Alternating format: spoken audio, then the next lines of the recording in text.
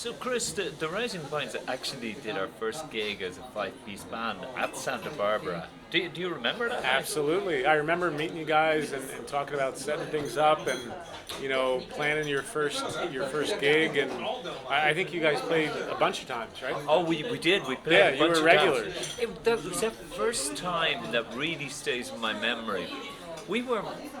We had just come together as a band, and it was St. Patrick's Day. I think we put the band together for that show, and we were pretty rehearsed, but this was our first big one as a band. And I remember the place was going nuts. But you remember Lou Roberts, who ran Bumfies, the Irish pub? Yeah.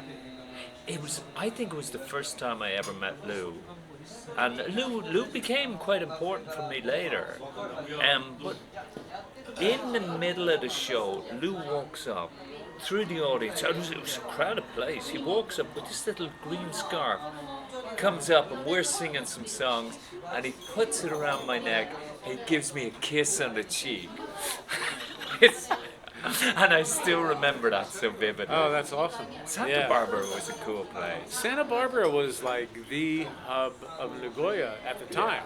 I mean, there were always lots of little kind of eclectic places. There was 5 Feet. Oh, and, yeah.